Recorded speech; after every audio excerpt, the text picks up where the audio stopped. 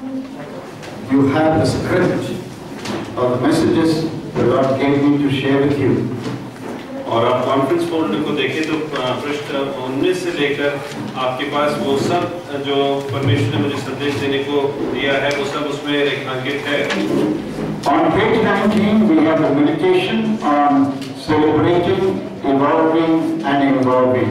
और 19वें पेज में हमारे पास वो मैसेज है जिसमें उत्सव बनाना और उत्पन्न होना और जुड़ने के बात को लेकर संदेश है।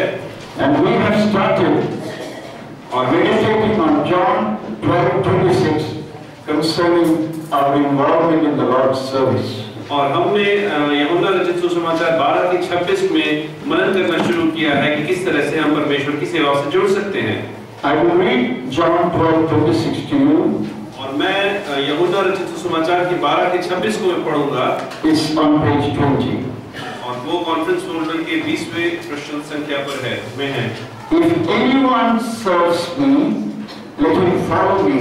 अगर कोई भी मेरी सेवा करना चाहे तो वो मेरे पीछे हो ले। And where I am, there my servant will be also. और जहाँ पर मैं हूँ वहाँ पर मेरा सेवक भी रहेगा। If anyone serves me, अगर कोई भी मेरी सेवा करता है him my Father will honor. तो मेरा पिता उसका आदर करेगा। We saw there are 4 ingredients in that verse. और हमने देखा वहाँ पे 4 पहलू हैं उस वचन में। In a way, it is an indirect answer to the Greek proselytes who wanted to see Jesus. और एक तरह से उन यूनानियों के प्रति एक उत्तर है जो प्रभु यीशु से मिलना चाहते थे। We saw those beautiful words Jesus spoke. और हमने उन खूबसूरत वाक्यों को देखा जो यीशु ने उनसे कहा। If you save your life, you are going to lose it. If you lose your life for His sake, you are going to find it. अगर आप अपने जीवन की रक्षा करना चाहें तो आप उसे खो देंगे और आप अपने जीवन को खोए तो उसके लिए तो आप जीवन को प्राप्त करेंगे। He didn't leave His glorious heavenly throne to climb the Jewish throne or the Greek throne. और उसने अपने स्वर्ग का सिंहासन इसलिए नहीं छोड़ा कि वो यूनानी सिंहासन पर विराजमान हो। He came to climb the tree of death, the wooden cross on the Mount of Calvary. और कलवरी के पहाड़ पर उसने क्रूस पे चढ़ना क्रूस पर वो चढ़ा। He is giving us a beautiful metaphor in the field of agriculture. और वो एक बात बता रहा है कृषि के क्षेत्र में। He is comparing himself to a grain of wheat. और वो अपने आप को गेहूं के एक दाने के बराबर मान रहा है। It has to fall into the Calvary seed plot. और कलवरी के प्लॉट में उसको गिरना है। And die and bring forth much fruit. और वहाँ पे मर के उसे फलवंत होना है। Not to abide alone. और अकेले रहने के लिए नहीं। It is an infinite pathos. और वो एक बहुत गहरे दुख की बात है। But bring forth lasting, abundant fruit. और वो बहुतायत का फल लेके आने के लिए मरेगा। So He gives us how He is going to serve and fulfill His Father's purposes. और वो हमसे ये कह रहा है कि वो अपने पिता की इच्छा को कैसे पूर्ण करने वाला है। Now He is telling to the Greek church, to every one of us this night.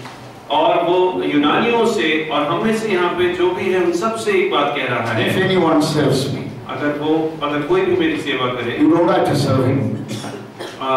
You don't have to serve him. आपको ये जरूरी नहीं कि आप उसकी सेवा करें। If you don't serve, others will serve. अगर आप नहीं सेवा करेंगे तो कोई और सेवा करेगा। If Christians won't serve, He will raise non-Christians to serve Him. अगर मसीही उसकी सेवा नहीं करेंगे तो गैर मसीहों को उठाएगा। If nobody serves Him, He can raise children from the stones. अगर कोई भी उसकी सेवा नहीं करे तो पत्थर में से वो अपने लिए बच्चों को उठा लेगा। So serving the Lord is not a matter of chance; it is a matter of choice. परमेश्वर की सेवा करना एक जरूरी बात नहीं है, वो अपनी तरफ से एक चुनाव की बात है। So if we choose to serve Him, अगर हम चुनते हैं उसकी सेवा करना, He says, "Let Him follow me."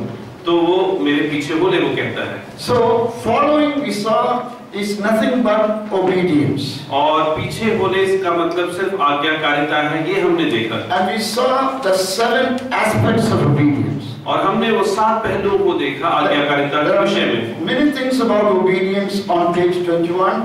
which I am not going to deal with it. आज्ञाकारिता के विषय में बहुत सारी बातें हैं 21वें पेज में जो मैं जिसके बारे में मैं बात नहीं करूंगा। But I just want to focus your attention on page 21. और मैं आप चाहता हूं कि आप अपने ध्यान को 21वें पेज पे लगाएं। We cannot follow Jesus. हम यीशु के पीछे नहीं हो सकते हैं without being regenerated and helped and aided by the Holy Spirit. और पुनर्जीवित होकर पवित्र आत्मा की सहायता के बिना हम उसके पीछे पीछा नहीं कर सकते। That's what we find towards the end of this page. और यही हम पृष्ठ के अंत में पाते हैं। Holy Spirit is given to those who have saving faith in Christ. और पवित्र आत्मा उन्हें दिया जाता है जिनका विश्वास है प्रभु यीशु में। So we see that truth in John 7:37 to 39.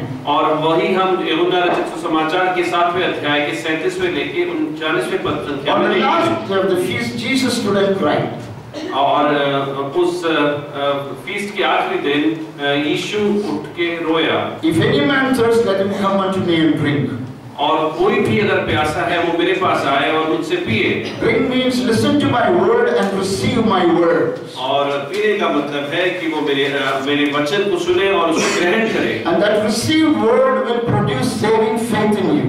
और वो जो वचन ग्रहण करेगा उसके द्वारा उसमें विश्वास उत्पन्न होगा। And then out of you will flow rivers of living water. और आपके अंदर में से नदियां बहेंगी, जीवन की नदियां बहेंगी। This is spoken concerning the Holy Spirit, whom they that will receive. और ये उसने पवित्र आत्मा के विषय में कहा जो उसे प्राप्त करेंगे। So when you hear the word of truth, जब आप सत्य के वचन को सुनते the हैं gospel of salvation, और सुसमाचार को and सुनते हैं choose to believe and receive Christ, और जब आप उसको ग्रहण करते हैं you are sealed by the Holy Spirit. तो आप पवित्र आत्मा के द्वारा बचाए जाते हैं। So who is sealed by the Holy Spirit? और किसके ऊपर पवित्र आत्मा की मोहर लगाई When is जाती he है? sealed by the Holy और Spirit? कब उसके ऊपर मोहर लगाई जाती How है? is he sealed by the और Holy कैसे Spirit? उसके ऊपर मोहर लगाई जाती है? Clearly taught in Ephesians 1:13-14. और इफिसियों के 1:13 और 14 में उसे साफ रीति से बताया गया है। If anyone says you have to receive Holy Spirit in a different way, other than the word of God says, it is a cultistic teaching. और अगर कोई भी कहता है कि एक अलग तरीके से पवित्र आत्मा को प्राप्त करना है और वचन में जैसे लिखा है वैसे नहीं, तो वो एक गलत शिक्षा है। Memorize Ephesians 1:13-14. और उसको कंठस्थ कर ले इफिसियों की पत्री 1:13 और 14 को। When you heard the word of truth, the gospel of salvation, जब आपने सत्य के वचन को सुना, सुसमाचार उद्धार के सुसमाचार को, this is the first thing that has to happen. और ये पहली बात होनी चाहिए। That means they must have either the New Testament to read, और या तो उनके पास नया नियम होना चाहिए पढ़ने or का, there should be a preacher to preach. और वहाँ पर एक प्रचारक होना चाहिए प्रचार करने के लिए। They must either read or hear, या तो सुने या पढ़े, because faith comes by hearing by the word of God. और विश्वास सुनने से और सुनना परमेश्वर के वचन से आता है। And when the word of truth, the gospel of salvation is heard, understood and believed and received, और जब सत्य के वचन उद्धार के सुसमाचार को सुना और ग्रहण किया जाता है, because the gospel is not a concept or a doctrine or a philosophy. और सुसमाचार एक शिक्षा या फलसफा नहीं है। Salvation is a person. Salvation is a person. और उद्धार एक व्यक्ति है। Titus says, grace of God has appeared, bringing salvation to all men. और तीतुस कहता है कि परमेश्वर का अनुग्रह प्रकट हुआ है, सभी के लिए उद्धार लेकर आया। The angel said, don't fear, shepherd. I bring unto you glad tidings of great joy, which shall be unto all people. What is this glad tidings? Unto you is born this day a Savior, who is Christ the Lord. और स्वर्गदूतों ने कहा कि डरो मत, मैं तुम्हारे लिए बहुत अच्छा समाचार लेकर आया हूँ। आज तुम्हारे बीच में उद्धार करने वाला जन्मा है। And the prophets have said, the Lord is our salvation. और नबियों ने कहा है कि प्रभु हमारा उद्धार है। Salvation is of the Lord. और प्रभु से ही उद्धार है। And we see this beautifully demonstrated in the story of Zacchaeus. और ज़क्केउस के जीवन में हम इसे बहुत सुंदर रीति से हम दर्शाते हुए पाते हैं। The richness and the power and the prestige did not satisfy Zacchaeus. और जो उसकी अमीरी थी और जो उसके पास सामर्थ्य था और जो उसकी पदवी थी, उससे उसको कोई लाभ नहीं हुआ। There was inside him a God-shaped vacuum. और उसके अंदर, उसके हृदय के अंदर एक वैक्यूम था। Money could not fill it. और पैसा उसको भर नहीं पाया, Prestige could not fill it. और आदर उसको भर नहीं पाया, Power could not fill it. और सामर्थ्य उसको भर नहीं Or पाया, even the luxury all these things bring could not fill it. और ये सब इसके द्वारा जो भी चीजें खरीद पाया वो भी उसको भर नहीं So पाया। he thought, if I have a glimpse of this Savior, my problem will be solved. और उसने सोचा कि अगर मैं एक झलक भर देख लूं इस उद्धारकर्ता की तो मेरी सारी समस्याओं का That's हल why he होगा, climbed up the tree. और इसलिए वो पेड़ पर चढ़ा। But the beauty is, he didn't recognize Jesus, but Jesus knew him. और उसने यीशु को नहीं पहचाना, पर यीशु ने उसे पहचान लिया, But उसे जान लिया। before he saw Jesus, Jesus saw him and knew his name. और उसने यीशु को देखने से पहले यीशु ने उसे देख लिया और उसके नाम को भी जान लिया। What a beautiful, comforting thought. और कितनी खूबसूरत सी बात है और कितना हमें आश्वासन देती है। Before you saw him, he has seen you. और हम उसे देखने से पहले उसने हमें देख लिया है। Before you knew him, he knows your name. और हम उसे जानने से पहले वो हमारा नाम को जानता है। He responds to every heart that is pulsating for him. और वो हर एक हृदय जो उसके लिए धड़क रहा है उसकी ओर वो देखता है और उसके लिए वो उसको वो जानता है। So as the Lord came to that particular tree where Zacchaeus was seated on a strong branch covered by leaves, और उस पेड़ के पास जब प्रभु आया जहाँ पर ज़क्केयस बैठा था, he stops, looks, and calls, Zacchaeus, make haste, come down. और वो वहाँ पे रुकता है और उसकी ओर देखता है और बुलाता है, ज़क्केयस तू नीचे आ। Today I must stay in your house. और आज मैं तेरे घर में रहूंगा। He very joyfully came down fast. और वो बहुत जल्दी से नीचे उतरा and physically received Jesus. और उसने एक यीशु को वहीं पे रिसीव किया। Both were starting towards Zacchaeus' house. और वो दोनों ज़क्केयस के घर की ओर जाने लगे। The people who organized the civic reception for Jesus in Jericho were very angry. और जो जेरिको शहर में जिन्होंने यीशु के लिए एक आयोजन किया था वो बहुत गुस्से में आ गए। We are the great people who organized this. और हम वो महान लोग हैं जिन्होंने इसका आयोजन किया। Maybe the mayor was ignored. हो सकता है जो मेयर है, जो वहाँ का जो मेयर था उसको उन्होंने नकार दिया। The councillors were ignored. और जो बड़े-बड़े लोग थे उन्होंने मना कर दिया। And here is Jesus going after the most corrupt official of that city. और यहाँ पर यीशु आता है और वहाँ के सबसे भ्रष्ट जो ऑफिशियल है उसके पीछे हो लेता And है। they were even regretting for organizing this reception for और him. शायद उनके मन में ये आया होगा कि हमने ये आयोजन क्यों किया। They said he is not a prophet. और उन्होंने कहा कि वो नबी नहीं है। If he was a prophet, अगर वो नबी होता he would have known what kind of fellow he is following. तो वो जरूर ये बात जान लेता कि ज़क्केयस किस तरीके का आदमी है। Zacchaeus heard it. और ज़क्केयस ने उसको सुना। You know, there's a wonderful truth. और आप जानते हैं एक बहुत खूबसूरत सी सत्य है, Sin will hurt you most when you are forgiven. और पाप जो है सबसे ज्यादा आपको तब दुख देगा जब आपको क्षमा मिल जाती है। And Zacchaeus interjects and says, और ज़क्केयस वहाँ पर खुल के बोलता है, Lord, what they say about me is true. और प्रभु जो कुछ वो मेरे बारे में बोल रहे हैं What they say about you is not true. पर जो आपके बारे में बोल रहे हैं वो सत्य नहीं है। So I'm going to do something about it. और मैं इसलिए कुछ करूंगा इसके बारे में। To prove my repentance, I'm going to bring forth fruits worthy of repentance. और मैं अपने पश्चाताप को सिद्ध करने के लिए मैं फल लेकर आऊंगा पश्चाताप के I like. have taken 1 rupee, I'm going to return fourfold. अगर मैंने 1 रुपए लिया है तो मैं उसका 4 गुना वापस Half of दूंगा। my profit I'm going to give to the poor. और जो आधा जो मेरा लाभ है वो मैं गरीबों में बांटूंगा। I have you. मेरे पास तू है All I need is you. और मुझे वही काफी है। Because all I need is in you. और जो कुछ तुझ में है वो मेरे लिए काफी है। By the time they reach home, और तब तक वो घर पहुंचते हैं। what did Jesus say when he arrived at the house of Zacchaeus? और यीशु ने क्या कहा जब वो ज़क्केयस के घर पहुंचा? Today salvation is come to this house. आज इस घर में उद्धार आ गया है। Now I'm going to ask you a question. मैं आपसे एक प्रश्न पूछना चाहता हूँ। Who came into the house of Zacchaeus? और कौन ज़क्केयस के घर में आया? When Jesus came, what came? और जब यीशु आया तो क्या आया? What is salvation? उद्धार क्या है? That's the truth. और वही सत्य है। Salvation is not learning through theory and practical how to swim. और उद्धार ये नहीं है कि हम थियरी और प्रायोगिक तौर पे से देखें कि किस तरह तैरते हैं। That's why I give the title to religion a set of swimming instructions to a drowning man. और इसीलिए मैं धर्म के लिए कहता हूँ कि एक डूबते हुए मनुष्य के लिए निर्देश किस तरह तैरें। I'm drowning. और मैं डूब रहा हूँ। And one of you find me drowning. और मैं वहाँ पे देखता हूँ, कोई मुझे देखता है कि मैं डूब रहा हूँ। And you feel pity for me. और आपको मेरे लिए खेद होता है। And you ask me, don't you know how to swim? और आप मुझसे पूछते हैं कि क्या आप तैरना I say no.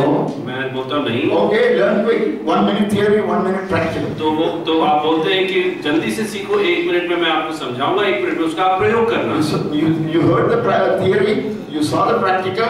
Come on, swim and go. आपने थियरी सुना, आपने प्रयोग देखा, अब आप तैरना शुरू कर दें। Before you finish your theory and practical, where am I? और आपके थियरी और प्रैक्टिकल खत्म करने से पहले मैं कहाँ हूँ? Drowning and bulging. Very soon I will bloat and float. और मैं डूब रहा हूँ, डूबता जा रहा हूँ, और बहुत जल्दी मैं ऊपर सतह पे तैरने लगूंगा। All religions are do's and don'ts. और सारे धर्म जो है हाँ और ना है। Shortcut to doom. और वो नाश की और एक शॉर्टकट है। What does a drowning man require? और एक डूबते हुए व्यक्ति की क्या जरूरत है? The lover jump into the water. The one who loves me, जो मुझसे प्रेम करता है, who wants to save me, जो मुझे बचाना चाहता jumps है, into the water. वो पानी में कूदे, Get me out of the water. और मुझे पानी से बाहर Then निकाले। they get the water out of me which I have swallowed. और जो मैंने पानी निगल लिया उसको मेरे अंदर से बाहर Then give निकाले, me some food and rest. और मुझे कुछ भोजन और मुझे कुछ rest they, Then teach me your theory and practice. और उसके बाद मुझे थियरी और प्रैक्टिकल आपका This is समझाए। what the Lord Jesus did for Zacchaeus. और यही ज़क्केउस के लिए प्रभु यीशु ने किया। He identified as Zacchaeus, was called bad names for that. और उसने ज़क्केउस को पहचाना और उसके लिए उसको बुरा कहा गया। He accepts and approves the sinner, but never will approve sin. और वो जो पापी है उसको ग्रहण करेगा, लेकिन पाप को वो कभी भी उसको ग्रहण नहीं करेगा, कभी भी उसको हाँ नहीं कहेगा। And he became the child of Abraham, the child of faith, inherited all the blessings of Abraham. और उसने सारे जो इब्राहिम की जो आशीषें थी उस मिरास के रूप में उसने प्राप्त की। The greatest sinner experienced the greatest salvation through the greatest Savior. और जो सबसे बड़ा पापी था उसने सबसे बड़ा उद्धार प्राप्त किया, सबसे बड़ा उद्धारकर्ता के द्वारा। So Christ in us is the hope of glory. और प्रभु यीशु जो हम में है वही हमारे लिए महिमा की आशा है। Colossians 1:27. और कुलुसियों 1:27। Not Christ with us. और क्रिस्त हमारे साथ नहीं, Christ with us is old covenant. और क्रिस्त हमारे साथ वो पुराना नियम है। Christ in us is new covenant. और प्रभु यीशु हम में वो नया नियम है। You can see that beautifully in the teaching of Jesus in John 14:16-17. और यूहन्ना रचित सुसमाचार के 14वें अध्याय के 16वें और 17वें पद संख्या में आप इसको another couple of verses which teach the truth of Trinity. और वो एक कुछ ऐसे आयत हैं जो बताते हैं आपको त्रिएकता के बारे में। Today people do not accept the uniqueness of Jesus. और आज यीशु की जो यूनिकनेस है उसको लोग शायद ग्रहण नहीं कर पाए। They say Jesus is one of the spectrums of light. He is not the light of the world. और वो कहेंगे कि वो एक अंश है उस प्रकाश का, वो प्रकाश नहीं है। They say he is one of the ways to God, not the way. वो कहते हैं वो एक मार्ग है परमेश्वर तक पहुंचने का, वो वही एक मार्ग है, वो ये उस बात से नकार देते हैं। But Jesus, in those two verses, teaches who he is. और उन दोनों वचनों में यीशु हमसे बताता है। Memorize those two verses. उन दोनों वचनों को John 14:16-17. और यूहन्ना 14, 16 और 17। I will pray to the Father. मैं पिता से प्रार्थना करूंगा। Who is this I? और ये मैं कौन है? Second person of the Holy Trinity. और वो दूसरा व्यक्ति है। And who is this Father? और परमेश्वर The कौन है? first person of the Holy और Trinity. पहला व्यक्ति है That त्रिएकता। means Trinity is not three roles of one God, but three persons in one God. और त्रिएकता तीन अलग-अलग लोग नहीं है, तीन अलग-अलग रोल्स हैं एक परमेश्वर के। I am the father of my children, son of my father, husband of my wife. और मैं अपने बच्चों का पिता हूँ, अपने माता-पिता का बच्चा हूँ और अपनी पत्नी का पति हूँ। The father PC cannot talk to the son PC. That would be madness. और जो पिता पीसी है वो बेटे पीसी से बात नहीं कर सकता है। But I am a spirit with a soul living in the mud house. My spirit can talk to the soul. And my spirit and soul can talk to the body and listen to the body too. जो प्राण है मेरा वो मेरी आत्मा से बात कर सकता है और उसकी सुन भी सकता है. See, in everything we know as a unit there is plurality. और जो कुछ हम एक के रूप में जानते हैं उसमें अनेकता है. Man, spirit, soul, body. और मनुष्य प्राण आत्मा शरीर. Atom. और एटम. Electron, neutron, proton. और इलेक्ट्रॉन, न्यूट्रॉन और proton. Before the scientists gave us a revelation of the plurality within the unit of atom. और वैज्ञानिकों ने जब हमें समझाने से पहले कि उसके अंदर 3 तत्व हैं, people thought atom was a unit. और लोगों ने सोचा कि एटम एक यूनिट है. Now when they divided the atom, split the atom, they know now in the unit of atom there is a plurality of 3 subparticles, electron, neutron, proton, which are many other subparticles. जब atom को जब तोड़ा गया तब उन्होंने पाया कि उसके अंदर 3 तत्व हैं और उसके अंदर भी और तत्व हैं. Now before Jesus came, people thought God is one. और यीशु के आने से पहले लोग सोचते थे कि परमेश्वर एक है. That's true. और वो सही है. But like the scientists gave us the insight, in the unit of atom there is plurality. Jesus gave us the insight, in the unit of God there is plurality. और जिस प्रकार से वैज्ञानिकों ने हमें बताया कि एटम के अंदर में अलग-अलग भाग हैं, उसी प्रकार ने यीशु ने हमें बताया कि परमेश्वर के अंदर भी त्रिएकता है. That is taught in John 14, 16, 17. और वही बताया गया है यूहन्ना 14 की 16 और 17. I will pray to the Father. मैं पिता से प्रार्थना He करूंगा. will send you another comforter, just like us in essence. और वो तुम्हारे लिए दूसरा कंफर्टर भेजेगा जस्ट हमारे जैसे ही. The Spirit of Truth. और वो है सत्य की आत्मा. So the second person of the Holy Trinity is talking to the first person of the Holy Trinity concerning the third person of the Holy Trinity. और जो दूसरा व्यक्तित्व है पवित्र त्रिएकता का वो पहले व्यक्ति के बारे में और तीसरे व्यक्ति के बारे में बात कर रहा है. What is he saying? और वो क्या कह रहा है? The world doesn't see him nor know him. और दुनिया उसे न देखती है न जानती है. But you know him. और तुम उसे जानते हो. He is with you. और वो तुम्हारे साथ है. He will be in you forever. और वो तुम्हारे अंदर रहेगा हमेशा हमेशा के लिए. He is with you, old covenant. और वो तुम्हारे साथ है पुरानी वाचा. He will be in you, new covenant. और वो तुम्हारे अंदर रहेगा वो नई वाचा. We should not sing that song, take not thy Holy Spirit from me. और वो हम गीत जो गाते हैं take not the holy spirit from me, वो हमें नहीं गाना चाहिए. That's old covenant. और वो पुरानी वाचा है. Under the new covenant, और नई वाचा के तहत we are sealed until the day of our body glorification, Ephesians 4:30. और इफिसियों 4 के 30 में जैसे कहा गया है हमारे ऊपर पवित्र आत्मा की मोहर लगाई गई है उस दिन तक के लिए. Do not grieve him. और उसे खेदित ना करें. We will not forfeit him. और ना हम उसे छोड़ेंगे. That Jesus said he will be in you forever. और उसने कहा, यीशु ने कहा कि वो तुम्हारे अंदर हमेशा के लिए रहेगा. You know, there is such a wrong teaching these days. और बहुत गलत शिक्षा है आजकल. Today you receive Jesus. आज आपने यीशु मसीह को ग्रहण किया. And someday in the future you receive Holy Spirit. और फिर कभी आगे आने वाले दिनों में आप पवित्र आत्मा को ग्रहण करेंगे. And few days later you receive God the Father. और उसके बाद कुछ दिन बाद आप पिता परमेश्वर को ग्रहण करोगे. Can you divide the indivisible triune Godhead? क्या आप जो त्रिएकता है क्या आप उसका विभाजन कर सकते हैं? You will never succeed. आप कभी भी उसमें सफलता नहीं Don't even try to think of it rather than doing it. आप सोचने की कोशिश भी ना करें. The fullness of God dwelleth bodily in Christ. और जो परमेश्वर की परिपूर्णता है वो प्रभु यीशु में पूर्ण रूप से मौजूद है. And you are complete in Him if you are in Him. अगर आप उसमें हैं तो आप उसमें पूर्ण हैं. Colossians 2:9 and 10. और कुलुस्सियों 2 का 9 और 10. So what is God's word saying? और परमेश्वर का वचन क्या कह रहा है? When you hear the word of truth, जब आप परमेश्वर के सत्य वचन को सुनते and हैं the gospel of salvation, और उद्धार के सुसमाचार and you को, choose to believe and receive Him, और जब आप उसका चुनाव करते हैं कि उसको ग्रहण करेंगे, if He is in you, अगर वो आप में है, everything that is in you is in you.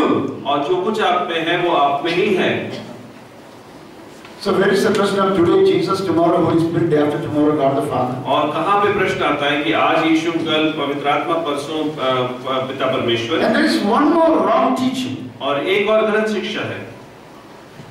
When a believer sins, the Holy Spirit jumps out. जब एक विश्वासी पाप करता है तो पवित्र आत्मा उसके अंदर से चली जाती है. Jumps out. वो कूद जाती है.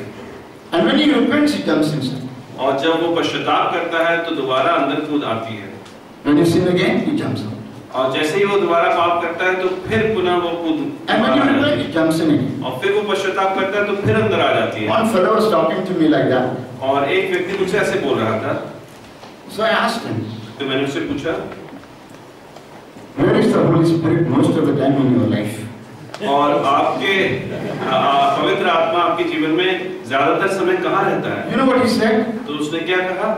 He is in the air, either jumping in or jumping out. तो उसने कहा वो हवा में है, कभी अंदर कभी बाहर कूदता रहता है। I said, isn't this blasphemy of the worst kind? तो मैंने उससे कहा कि ये परमेश्वर के वचन के खिलाफ नहीं है क्या? Why do you derive your doctrine from your experience? आप अपने अनुभव से आपकी शिक्षा को क्यों खोजते हैं? Derive doctrine from the Word of God. और जो शिक्षा है परमेश्वर के वचन के अंदर से Do प्राप्त not करें। interpret the doctrine in the light of your experience. Interpret your experience in the light of what the Word of God teaches. और आपके अनुभव के अनुसार अपनी शिक्षा को ना प्राप्त करें, परंतु परमेश्वर के वचन के अनुसार आपकी शिक्षा को तोलें, आपके अनुभव को तोलें। If you have yielded your will, अगर आपने अपनी इच्छा शक्ति को प्रभु यीशु को दिया है, that means the latch has come out of the socket 100%. तो वो जो आपके अंदर जो दरवाजा था वो पूर्ण रूप से खुल रहा है। Christ has come into you and you are sealed by the Holy Spirit. अब तो प्रभु यीशु आपके अंदर आ गया है और पवित्र आत्मा की मोहर आपके ऊपर लग गई है। Some people say unless you speak in tongues you don't have the Holy Spirit. और कई लोग कहते हैं कि जब तक आप अन्य भाषा में बात नहीं करते तब तक आपके अंदर पवित्र आत्मा नहीं है। And they seem to have more information than the triune God and the Apostle Paul. और हो सकता है उनके पास शायद ज्यादा जानकारी है त्रिएक परमेश्वर और पौलुस के से भी ज्यादा। If you read अगर आप पढ़ें 1 Corinthians 12, 13, 14, अगर आप पढ़ें पहला कुरिन्थियों 12, 13 और 14, you will find, आप समझेंगे, do all speak in tongues? क्या सभी अन्य भाषा में बात Do करते all हैं? prophecy? क्या सभी नबूवत करते हैं? Do all evangelize? क्या सभी सुसमाचार प्रचार करते Answer हैं? is no. तो उसका उत्तर है So the नहीं। Holy Spirit is sovereign in giving to each one as he wills his spiritual gifts. और पवित्र आत्मा के पास सर्वाधिकार है कि जैसे उसकी इच्छा है वैसे वो हर एक को एक एक वरदान दे But सकता how है। do we know we have the Holy Spirit? पर हम कैसे जान सकते हैं कि हमारे अंदर पवित्र आत्मा Two है? evidences. और उसके लिए दो गवाहियां हैं Biblical evidences. और वो एक वचन के तौर पे गवाही Romans 8, 15, 16. और रोमियो 8 का 15 और 16। All these verses you have to memorize. और इन सब जो वचन है आपको कंठस्थ करना है। Otherwise there will be doctrinal chaos concerning the triune God. और आपके अंदर नहीं तो शिक्षा के रूप में बहुत बुरी बात होगी त्रिएक परमेश्वर So को in लेकर। the name of the Holy Spirit who came to unite the church is being splintered. और पवित्र आत्मा के नाम पर जिसने की पूरी कलीसिया में एकता लाने के लिए आया, वो कलीसिया का विभाजन हो रहा Because है। people don't know what the Bible teaches. और लोग नहीं जानते कि वह वचन क्या समझा रहा है, Neither do they submit to the teaching of the Word of God. और ना ही वो जो वचन है उसके अधीन में आते हैं, अधीनता में If आते हैं। Jesus, the second person of the Holy Trinity, submitted to the authority of God and led by it is written. और अगर यीशु जो दूसरा व्यक्तित्व है पवित्र त्रिएकता का, उसने पिता के अधीन में आकर उसने लिखा कि उसने बोला कि ये लिखा हुआ है, Who are we not to live by what is written? और तो हम कौन हैं कि हम उसके अलावा कुछ और बात के में सहमति करें। That's why there are three principles you need to understand. और इसीलिए तीन सिद्धांत है जो आपको समझना जरूरी The है। Bible is the basis for all matters of faith and conduct. और जो कुछ हम कार्य करते हैं, जो भी हमारा विश्वास है, उसके लिए पूरा आधार सिर्फ वचन है। What is contrary to the word of God cannot be true. और जो भी उसके विरोध में है वो सत्य नहीं हो सकता है। Whatever is not in the Bible cannot be binding. और जो कुछ वचन में नहीं लिखा है वो आपको बाध्य नहीं कर सकता। That's how we should function. और इसी प्रकार से हमें अपना जीवन बिताना करना चाहिए। So how do we know we have the Holy Spirit? तो हम कैसे जान सकते हैं कि हमारे अंदर पवित्र आत्मा है? Is Christ in you? क्या यीशु आपके अंदर है? Hope of glory? क्या आपके अंदर एक आशा है महिमा की? Certainty of rapture and glorification? Sorry, certainty. Christ in you, hope of glory means certainty that I will be raptured and और my body will be glorified. आप इस बात से आपको यकीन है कि आप उठाए जाएंगे? How do I know? कैसे आप जान सकते हैं? Romans 8, 15, 16. और रोमियो 8, 15 और 16। You have not received the spirit of fear to be like clinging slaves. आपके अंदर भय की आत्मा नहीं है गुलामों के जैसे, but you have received the spirit of adoption. और आपके अंदर लेखपालन की आत्मा पाई गई है, whereby you cry, Abba Father. जिसके द्वारा आप बोलते हैं अब्बा पिता। The most affectionate two words in human language is Abba, Father. और सबसे ज्यादा प्रेममयी जो दो शब्द हैं अब्बा पिता। My children call me Papa. और मेरे बच्चे मुझे पापा बुलाते हैं। Sometimes my youngest daughter Mary, और जब सबसे मेरी छोटी बेटी है Maryam, she will sit on my lap वो मेरे गोद में बैठती है and she will touch my split chin और जो मेरी दाढ़ी है वो उसको पकड़ती है and she will say Papa. और वो मेरे से बोलती है पापा। I say yes Mary. मैं बोलता हूँ हाँ मेरी। She will still say Papa. फिर भी वो कहेगी पापा। I say yes Mary. तो मैं बोलूँगा हाँ मेरी। And then she will still call Papa. तो फिर वो बोलेगी पापा। Then I get exasperated and say what? तो मैं गुस्से में बोलता क्या है? And she will say nothing. I just like to call you Papa. तो बोलती कुछ नहीं, मैं बस तुम्हें पापा बुलाना पसंद करती हूँ। If we do that to God, that's worship. अगर हम वो परमेश्वर की ओर करते हैं तो वही हमारी आराधना है। Papa, I love you. और कहें कि पापा मैं आपसे प्रेम करता हूँ। Who are you? आप कौन हैं? Who is this Papa you are calling? और कौन है वो पापा जो आपको जिसको आप बुला रहे हैं? A three-layer vapor that fills eternal infinity beyond the trillions of galaxies and billions of stars. You understood? A three-layer vapor, because it's a triune God, His Spirit, like a vapor, that fills eternal infinity beyond trillions of galaxies with billions of stars. Can you think of it? You can't. You cannot apprehend it, you cannot comprehend it mentally, you can apprehend it experientially. आप उसको सोच नहीं कर सकते हैं और आप उसको शायद समझ सकते हैं कुछ हद तक। Experientially you can apprehend. और उसका अनुभव कर सकते हैं डर के। You can't mentally comprehend it. आप अपने दिमाग से उसके बारे में आप पूर्ण रूप से सोच नहीं समझ सकते। It is communion of the Holy Spirit. और वो पवित्र आत्मा का कम्युनियन है। Abba Father. अब्बा पिता। Freedom to call Abba Father and worshiping is the proof you have the Holy Spirit. और पवित्र आत्मा के द्वारा हमें जो अब्बा पिता कहने की जो आजादी है और उसकी आराधना करने की आजादी है, वो एक गवाही है कि हमारे अंदर पवित्र God has not given us a spirit of fear but of power, love and sound mind. और परमेश्वर ने हमें जो है भय की आत्मा नहीं दी है परंतु हियाव की आत्मा दी है। We have the freedom of speech and the boldness to call God Abba Father with filial reverence. और हम पूरे आजादी के साथ उसे अब्बा पिता कह सकते हैं और पूरे आदर के साथ कह सकते हैं। Until I was converted, I used to say the Lord's Prayer 600 kilometers beat per second. I knew Alpha, Amen. Whatever in between I didn't know.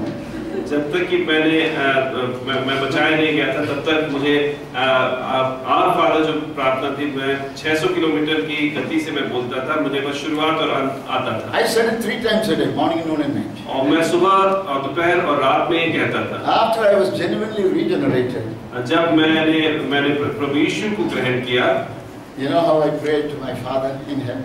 तब मैंने अपने पिता जो स्वर्ग में उसके बारे में कैसे प्रार्थना की? With the eyes closed. मैंने अपनी आंखें बंद की। In the spirit. और आत्मा में होकर। By faith. और विश्वास से। My loving heavenly Abba Father. और मेरे प्रेमी स्वर्गीय पिता परमेश्वर। And I exhale and inhale. और मैं सांस अंदर लेता हूँ, सांस बाहर करता हूँ। Hallowed be thy name. और आपकी महिमा हो गई। Hallowed be thy name. आपके नाम की महिमा हो गई। You pray, you don't say your prayers, you speak to God. तो आप उस समय आप प्रार्थना करते नहीं हैं परंतु आप बातचीत करते हैं अब्बा पिता से। That's the first evidence you are indwelt by the triune God and the Holy Spirit is helping you to speak to the Father. और वो एक पहली गवाही है इस बारे में कि आपके अंदर पवित्र आत्मा है और आप सही रीति से उस पिता परमेश्वर से बात कर रहे हैं। What is the second evidence? और दूसरी गवाही क्या है? Verse 16. और 16वां वचन। This is very important. और ये बहुत महत्वपूर्ण है। I call it in the days of charismatic chaotism, understanding this truth is absolutely essential. और मैं कहता हूँ कि करिस्मेटिक जो कंफ्यूजन आ रहे हैं उसमें इस सत्य को जानना बहुत अधिक जरूरी है। The Holy Spirit Himself bears witness with our spirit. We are the children of God. और पवित्र आत्मा हमारी आत्मा से इस बात की गवाही देता है कि हम परमेश्वर के पुत्र और पुत्री हैं। How many spirits are there? और कितनी सारी आत्माएं हैं? 2. 2। Who are they? और वो कौन है? The Spirit of God, और परमेश्वर की आत्मा, dwelling in the spirit of man, और वो जो मनुष्य की आत्मा में बसती है, witnessing to the spirit of man. और गवाही देती है मनुष्य की आत्मा को। PC, you are a child of God. और वो कहती है पीसी तुम परमेश्वर के पुत्र हो। He does it through the word of God that you are reading. और वो परमेश्वर के वचन के द्वारा करता है जो आप पढ़ते हैं। I remember 1957. और मैं जानता हूँ 1957 में After the Lord came into my life, जब परमेश्वर को मैंने ग्रहण किया, I was reading Isaiah 43:1. और मैं इसाया नबी की किताब की 43वें अध्याय के पहले वचन को पढ़ रहा था। Fear not, Jacob. और उसमें कहा है कि याकूब तू डर मत, I have redeemed you. और मैंने तुझे छुड़ाया I है, called you by your name. और मैंने तुझे नाम से पुकारा You है, are mine. तू मेरा है। I got goosebumps. Hair stood up in my body. और मैं पूरी तरह से कांप सा गया। Lord, you know my name. तू मेरा नाम जानता You है, redeemed me. तूने मुझे छुड़ाया You है, have bought me. और तूने मुझे खरीदा And you है, know my name. और तू मेरा नाम जानता है। Thank you, Lord. और धन्यवाद प्रभु। That's called the inward witness of the Holy Spirit. और वो कहलाया जाता है जो हमारे अंदर से पवित्र आत्मा हमें गवाही देता है। So your spirit is the sanctuary. और आपकी जो आत्मा है वो निवास है, And that's where the Holy Spirit dwells. और वहीं पे पवित्र आत्मा का निवास है। Not in your body or soul, आपके प्राण या शरीर में नहीं, but everything in the body is soul and spirit. But spirit is the holiest of holy in you. और जो पवित्र आत्मा है जो आपके अंदर में महापवित्र स्थान है। Somebody said, how do you prove it? और किसी ने पूछा आप इसको कैसे सिद्ध कर I सकते said हो? John 7:37 to 39. और मैंने कहा यूहन्ना 7:37 से 39 तक। What did Jesus say? तो यीशु ने क्या कहा? Out of your innermost being, rivers of living water will flow. उसने कहा कि तुम्हारे अंतर आत्मा में से आत्मा की नदियां बहेंगी। Body is the outer, और शरीर जो है बाहर the है, soul is the inner, और प्राण जो है उसके and अंदर the है, spirit is the inner. और innermost. आत्मा जो है सबसे अंदर है। So the Holy Spirit is in my spirit. तो पवित्र आत्मा मेरी आत्मा में है। You have not become God, और आप परमेश्वर नहीं हो गए, but you have received पर आपने प्राप्त किया है divine nature. आपने दैवीय जो नेचर है, स्वभाव है, वो प्राप्त किया है। You will never become God. आप कभी भी परमेश्वर God नहीं is होंगे। creator, you are a creature. आप परमेश्वर सृजने वाला है, आप सृष्टि हैं। But you will be reckoning you have to be dead to the old demonic nature, alive to the new nature implanted into you. Your demonic nature will not be destroyed, it will be there, but a new divine nature is implanted into you. आपके अंदर जो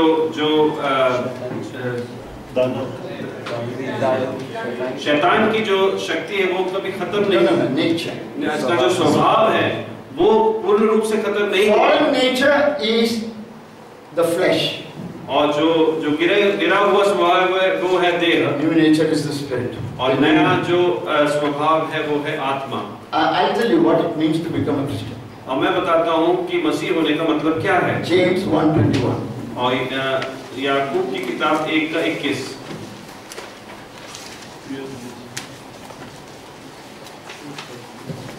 Throwing away all the evil, overflowing wickedness and filthiness, receive with meekness the implanted word which is able to save your souls. इसलिए सारी मलिनता और भेदभाव की बढ़ती को दूर करके उस वचन को नम्रता से ग्रहण कर लो जो हृदय में बोया गया और जो तुम्हारे प्राणों का उद्धार कर सकता है।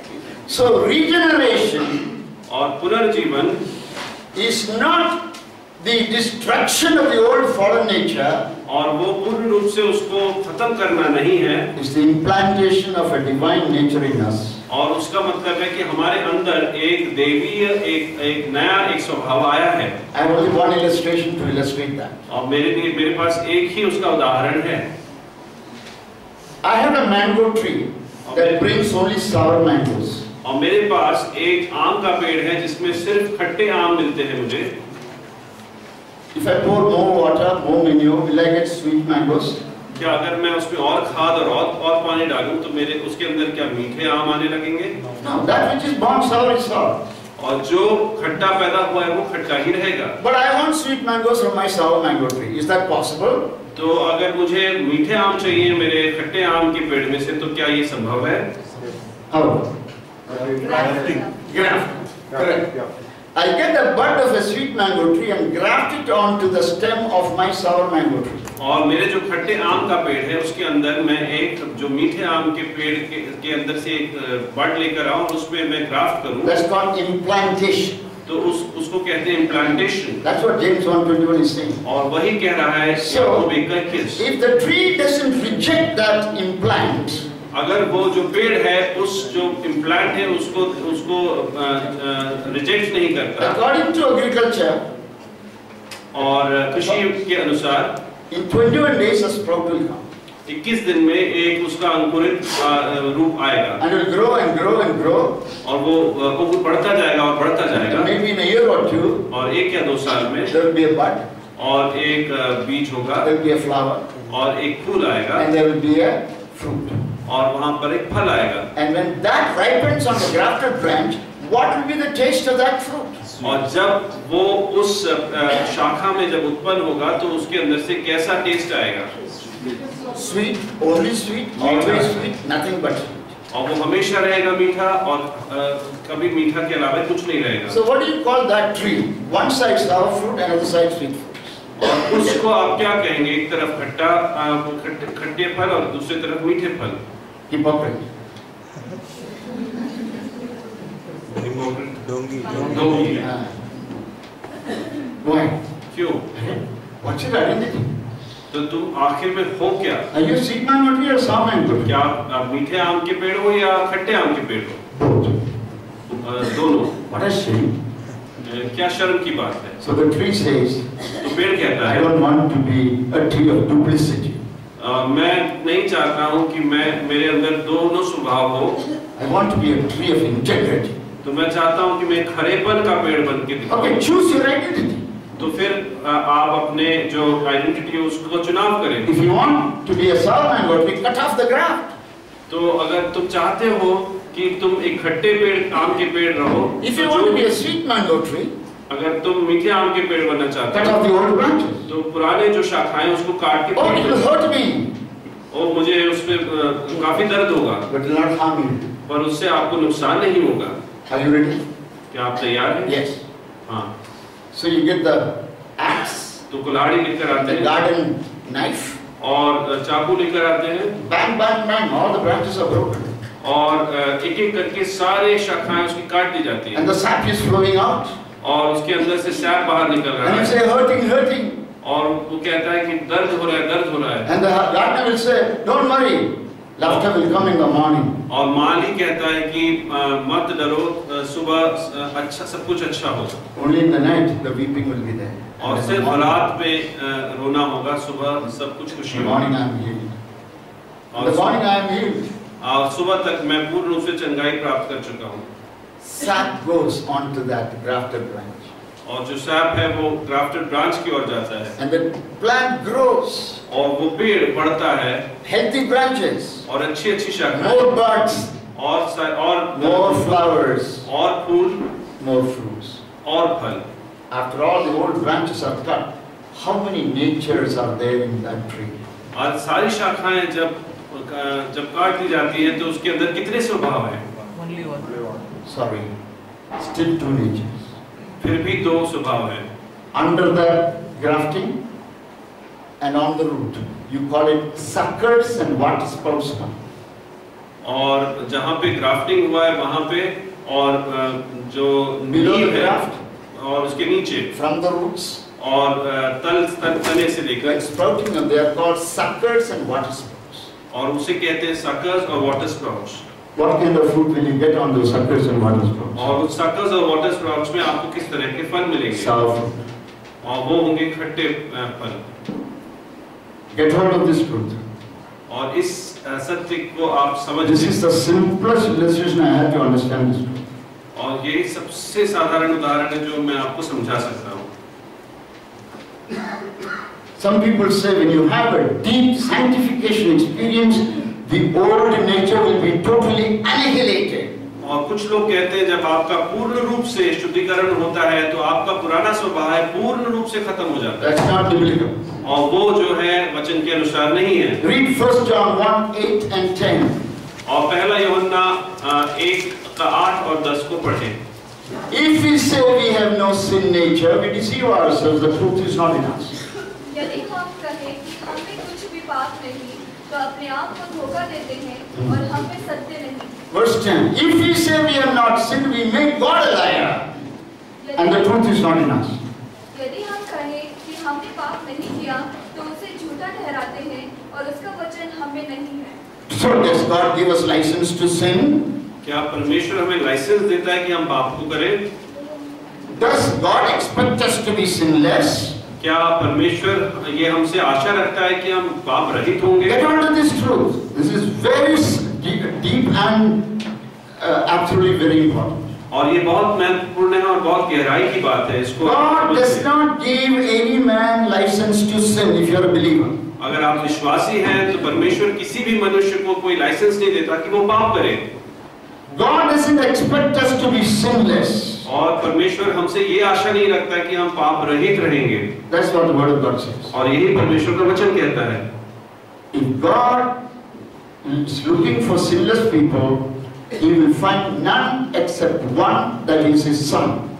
और अगर परमेश्वर पाप रहित मनुष्य को देख रहा है तो वो यीशु के अलावा किसी को भी नहीं पाएगा। That truth comes out in 1 John chapter 2, 1 and 2. और पहला यूहन्ना के दूसरे अध्याय 1 और 2 वचन में ये सत्य बाहर निकलता है। Little children, बालकों, who is saying? कौन कह रहा The है? disciple of John the Apostle. और वो यूहन्ना कह रहा है। You know, I heard recently when John the Apostle was very old. और मैंने अभी इस हाल में सुना है कि जब यूहन्ना जब बहुत बूढ़ा हो गया, They said it could be Ephesian church. In the church of Ephesus. वो एफेसस की कलीसिया They में, carried this old man in a chair. तो वो इस जो वृद्ध व्यक्ति है उसको एक कुर्सी में उठाकर ले And गए then make him to sit in the chair.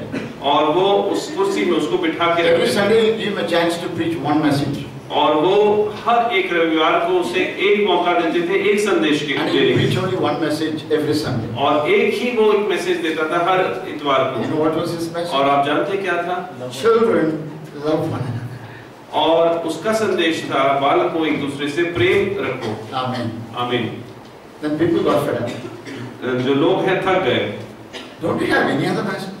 तो उसने उनसे पूछा कि क्या आपके पास कोई और संदेश And it नहीं seemed है? he would ask the church members, do you need any other message? तो वो कहा जाता है कि वो कलीसिया के सदस्यों से पूछता था कि क्या आपको कोई और संदेश This चाहिए? beloved apostle is speaking to us on behalf of God. और ये जो प्रेरित है वो हमसे परमेश्वर की ओर से बोल रहा है। My little children, मेरे प्यारे my बालकों, beloved children, मेरे प्यारे बालकों, this I am writing to you. और मैं ये लिख रहा हूँ Sin not. कि पाप मत करो। Isn't that what Jesus told the woman caught in adultery? और क्या ये जो व्यभिचार में जो पकड़ी गई स्त्री उससे यीशु ने ये नहीं कहा था? Where are your accusers? तो तुम्हारे ऊपर दोष लगाने वाले कहाँ No, हैं? Lord. कोई भी नहीं प्रभु। Neither do I condemn you. और ना मैं तुझे तिरस्कार करूँगा। Why? I have been condemned for you क्योंकि मैं तेरे लिए तिरस्कृत before the हूँ foundation of the world. और इस संसार की नींव। Therefore, I have the right to forgive you. और इसलिए मुझे ये अधिकार है कि मैं तुझे माफ करूँ। Why should both of us be condemned? और इसलिए क्यों हम दोनों के ऊपर So तिरस्कार? I forgive you. तो मैं तुझे माफ कर Go your way. तू अपने रास्ते जा, Sin not. तू पाप ना करना। Can you imagine a prostitute probably who slept with half a dozen people every night for her livelihood was told by Jesus, I forgive you, go the way of the light, not the darkness where you came, sin not. तो क्या आप इस बात का अंदाजा लगा सकते हैं कि एक वैश्या जो शायद दर्जनों लोगों के साथ एक रात में अपने जीवनी के लिए सोती थी, उससे प्रभु यीशु कह रहा है कि तू अंधकार के रास्ते में नहीं, तू उस उजाले के रास्ते की ओर जा और पाप मत कर। Did she bargain with Jesus in John chapter 8?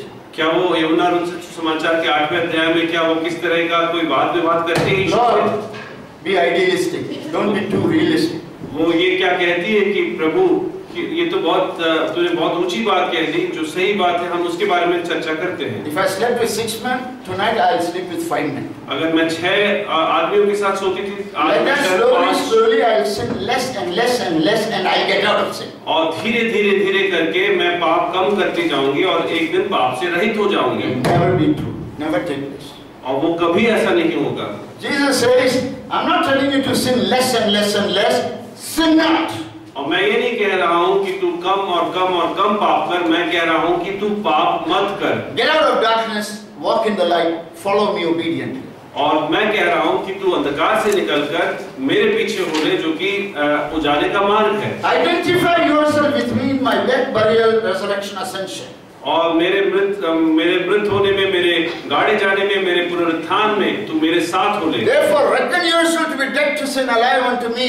और इसलिए तू अपने आप को इस तरह से मान ले कि तू अब पाप के लिए मर चुकी है और मेरे लिए जीवित है। Don't go on yielding the members of your body as unrighteous as instruments of unrighteousness. और अपने शरीर के अंग को तू गलत कामों के लिए उपयोग में मत ला। But yield the members of your body as instrument of righteousness. और अपने शरीर के अंगों को अच्छे कामों के लिए तू लेकर You're under grace. और तू Sin shall not have dominion over you. और पाप को तेरे ऊपर कोई I अधिकार bought you नहीं। with my blood. और मैंने तुझे अपने लहू से Your खरीदा body is my temple. और तेरा शरीर मेरा मंदिर है। Don't abuse it. और उसका गलत उपयोग मत कर। She reckoned herself to be dead to prostitution, alive unto God. और उसने उसी क्षण अपने आप को वेश्यावृत्ति से दूर और परमेश्वर के वेश्यावृत्ति के लिए मरा हुआ और परमेश्वर के लिए जीवित पाया। So Apostle John is telling in 1 John 2:1 and 2. और यूहन्ना 1 जॉन के 1 और 2 में कह रहा है, 2 के 1 और 2 में कह रहा है, Children, this I write to you that you sin not. और बालकों मैं ये तुमसे लिखता हूँ कि तू पाप मत कर। Where did he hear this phrase, sin not? और उसने ये वचन कहाँ से सुना कि पाप मत कर? From his own master's mouth when he spoke to that prostitute who was redeemed. और जब यीशु ने उस वेश्या से सुना से कहा कि तू पाप मत कर, उसी से यूहन्ना ने भी सुना। And the Lord is telling to MPEGF conference, sin not. और MPEGF के सारे लोगों से प्रभु कह रहा है कि पाप मत कर। If any man sin, अगर कोई व्यक्ति पाप करता है, both idealistic and realistic at the same time. और वो बिल्कुल सिद्ध तरीके की बात है और वो सच्चाई की भी बात है। We have an advocate with the Father. और हमारे पास एक ऐसा वकील है जो पिता के पास में, Who is the propitiation for our sins? और जिसने हमारे पापों के लिए अपने जीवन को दिया है, Not only for ours, न सिर्फ हमारे लिए, for the sins of the whole world. और पूरे संसार के पापों के लिए। Here is the wonderful truth. और यही है एक सत्य। God is not looking for sinless people. और परमेश्वर जो है पाप रहित लोगों के लिए नहीं देख रहा है, Neither is he looking for sinful people. ना ही वो पापियों की खोज में है, He is looking for blameless people. और वो उन लोगों को देख रहा है जिनके ऊपर कोई दोष नहीं लगेगा। Let me repeat it. और मैं उसको पुनर्बोलता हूँ, If I am wrong, check me after the message. अगर मैं गलत हूँ तो मुझे संदेश के बाद आकर इसके बारे में Under the authority of the word of God. और वो वचन के अधिकार के अधीनता में। Christian life is not sinless perfection. और मसीही जीवन जो है पाप रहित सिद्धता नहीं है, No sinful imperfection. और ना ही वो पापी असिद्धता है, It's blamelessness. और वो है दोष रहित रहना। You know what that means? क्या आप जानते हैं इसका मतलब क्या You है? have a blameless conscience before God and man. इसका मतलब है कि आपकी अंतरात्मा जो है परमेश्वर और मनुष्य के बीच के सामने बिना कोई दोष के है। And Paul always states this in the book of Acts. और पौलुस हमेशा ये प्रेरितों के काम की किताब में देता है। I always make sure मैं हमेशा इस बात को ठानता हूँ to maintain a conscience void of offense before God and man. और कि मेरे अंदर की अंतरात्मा जो है मनुष्य और परमेश्वर के बीच में बिना दोष के हो। That means don't have more than one known sin at a time to confess and forsake. और इसका मतलब कि एक बार से ज्यादा एक पाप को आप अंगीकार, Don't have more than one unconfessed sin at a time. अच्छा, एक बार में एक जो आपने अंगीकार ना किया हो उस पाप से ज्यादा ना हो आपके पास। Confess your sin retail, not wholesale. आपके पाप को थोक के भाव में नहीं, चिल्लर के भाव में आप उसको अंगीकार करें। How do people confess their sin wholesale? और किस तरह से वो थोक के भाव में, You are scared before you take Holy Communion because you will fall sick and die quick. So wholesale confession.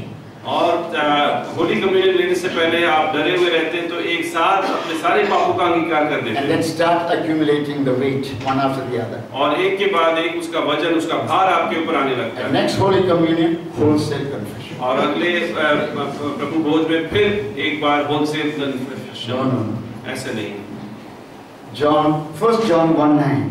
पहला यूहन्ना 1:9। If we confess our sins, अगर हम अपने पाप को अंगीकार He is करें, faithful and just, वो विश्वास योग्य है and to forgive our sins, और वो हमारे पाप को माफ करता है and to cleanse us from all और unrighteousness. हमें सारे अधर्मों से वो शुद्ध It's करता a है। fantastic Bible verse. और वो बहुत अच्छा Bible You know verse what है। that means? उसका मतलब क्या है आप If you जानते हैं? don't want to be cleansed from sin, don't confess that sin and ask forgiveness. अगर आप अपने उस पाप से आप रहित नहीं होना चाहते हैं तो कभी उसका अंगीकार ना करें।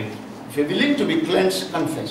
अगर आप चाहते हैं कि आप साफ रहें तो उस बात का अंगीकार करें। When should you confess? कब उसको When करें? the Holy Spirit convicts you, जब पवित्र आत्मा उसमें आपको बताता है, agree गाइड with करता Him. है, Agree with Him. तो उसमें आप उसके साथ सहमति Call करते that हैं sin by which God calls it. और उस पाप को उस नाम से बुलाएं जिससे परमेश्वर उसे पुकारता है। Don't confess that sin more than once. और एक बार से ज्यादा उस पाप को कभी का अंगीकार ना करें। If you confess the same thing more than once, it is unbelief. अगर आप एक बार से ज्यादा उस पाप के लिए आप अंगीकार करते हैं तो वो अविश्वास जैसे है। But once you confess, जब अगर एक बार आपने उसका sin अंगीकार is कर लिया, forgiveness, तो आप उसके जो माफी है उसको प्राप्त and करें say thank you, Lord. और उसको बोले धन्यवाद प्रभु। When God forgives, He forgets. जब वो परमेश्वर उसको माफ करता है तो उसको भूल भी जाता Turn around, forgive yourself, है और उसके बाद अपने आप को भी माफ करें and forget it. और उसके बाद उसको भूल जाएं। When God forgives and forgets, why should you not forgive and जब forget? परमेश्वर भूलता है और माफ करता है तो आप क्यों नहीं आ And press सकते? on. और उसके बाद आगे बढ़ना जारी रखें। Then you have a clean conscience, void of offense before God and man. तो उसके बाद आपकी अंतरात्मा जो है साफ है मनुष्य और परमेश्वर के आगे। What happens in 1 John 2:1 and 2? और एक पहले यूहन्ना 2:1 और 2 में क्या होता है? We who should not sin, when we sin, what happens? हमें जो पाप नहीं करना चाहिए जब हम पाप करते हैं तो क्या होता है? Holy Spirit doesn't jump out. और पवित्र आत्मा जो है कूद के बाहर नहीं जाती We are sealed by the Holy Spirit until the day of redemption. और हमारे ऊपर पवित्र आत्मा की मोहर लगाई है उस दिन तक के लिए। He is either grieved or he is quenched. या तो वो खेदित होता है या वो quenched Don't put out the fire. बुझ जाता है। Grieved means, और खेदित होने का मतलब, when does the Holy Spirit get grieved? और कब पवित्र आत्मा खेदित होता है? When you do what he doesn't want to do, he is deeply grieved. जब आप वो करते हैं जो वो नहीं चाहता है कि आप करें तो वो बहुत बुरी तरह से खेदित हो जाता है। It's a love language. और ये प्रेम की भाषा है। People who don't love you get hurt. जो आपसे प्रेम नहीं करते हैं वो हर्ट हो जाते हैं। But those who love you, when you do something against them, they get grieved. They're full of sadness. और जब वो जो आपसे प्रेम करते हैं, जब वो आप उनके विरोध में कुछ करते हैं तो उनके अंदर एक बहुत खेद आ जाता है। Then, when you don't do what he wants you to do, जब आप वो नहीं करते जो वो आपको करना चाहता है, you are quenching the spirit. तब आप अपने पवित्र आत्मा को बुझा सा रहे हैं। How do you put out fire? और किस तरह से आप आग को बुझाते हैं? 3 ways. 3 तरीके से। Water, पानी, sand, रेत chemicals. या केमिकल पदार्थों के द्वारा। They stop oxygen, the fire dies out. और उसके अंदर जो ऑक्सीजन है जैसे ही वो खत्म होता है तो वो आग खत्म हो जाती है। So when a believer sins, he doesn't forfeit the indwelling of the Holy Spirit. He forfeits peace, fellowship, fruit, and the power of the Holy Spirit. The person of the Holy is still inside, grieving and quenching. जब एक विश्वासी पाप करता है तो पवित्र आत्मा उसके अंदर से कूद के बाहर नहीं जाता है, परंतु पवित्र आत्मा is grieved, वो खेदित होता है, we lose his power, वो उसका सामर्थ्य हम खो we lose देते his हैं, fruit, हम उसका फल खो देते we हैं, lose our fellowship with him, और हम उसके साथ की सहभागिता खो देते relationship हैं। remains, उसका रिश्ता जो है हमारा जारी रहता है, either we are grieving him or quenching him. या हम उसे खेदित कर रहे हैं या हम उसे बुझा सा रहे What हैं। happens in heaven when a believer sins? और स्वर्ग में क्या होता है जब एक विश्वासी पाप करता This is है? a very important truth for you to understand. और एक बहुत महत्वपूर्ण सत्य जो आपको समझना चाहिए। Jesus said, और यीशु ने कहा, he that committed sin is a bond slave of sin. और जिसने पाप किया वो पाप का गुलाम है। Jesus said it in John chapter 8. और यूहन्ना 8 में यीशु ने ऐसा कहा। So in the heavens court, darbar, और जो स्वर्ग के दरबार में Satan goes, the accuser of the brethren, और जो भाइयों पे दोष लगाने वाला शैतान है वो जाता है talks to God. और वो परमेश्वर से बात करता है। I saw PC sinning. और मैंने पीसी को देखा पाप करते हुए। You said he's my bond slave. तो वो आपने You said he that committeth sin is a bond slave of sin. और आपने कहा था कि जो पाप करता है वो पाप का गुलाम है। Hand over PC to me. तो मुझे पीसी को दे दे। So I have an advocate in heaven. तो मेरा एक वकील है स्वर्ग में। He never lost his case. He will never lose his case. ना उसने कभी अपना केस खोया है ना वो कभी खो सकता He है। stands up before the Father. तो वो पिता के सामने खड़ा हो जाता Shows है। the blood he shed for me. तो वो उसके बाद वो लहू को दिखाता है जो My उसने past, मेरे present, लिए future sins. जो मेरे लिए उसने बहाया है, मेरे पूर्व पश्चात पूर्व और वर्तमान और भविष्य के सारे He पापों didn't का। die only for my past sins. और वो सिर्फ He मेरे didn't die only for my present sins. He died for my future sins. ना सिर्फ वो मेरे पूर्व मेरे वर्तमान वो मेरे भविष्य के पापों के लिए भी उसने अपना लहू बहाया। That's why he said it is finished. और इसलिए उसने कहा कि अब वो पूर्ण हो The गया। word for finished is tetelestai, paid in full. और फिनिश्ड के लिए जो यूनानी में शब्द है वो है तेतेलेस्tai, इसका मतलब है कि पूर्ण रूप से उसको चुका दिया गया Go है। to a supermarket, और आप एक सुपरमार्केट में collect the जाएं goods, और आप सारा सामान come to the खरीदें, counter, आप काउंटर पे आएं pay the amount full, और वो पूरा जो दाम है उसको चुका they दें put a stamp on it, paid in full. और वो उसके बाद उसके ऊपर एक मोहर लगाएंगे And you paid walk out in with the full। staff. और उसके बाद आप So वहाँ से बाहर Jesus निकलें। paid in full. और यीशु ने पूर्ण रूप से चुका दिया। Beautiful song. Jesus paid it all to him I owe.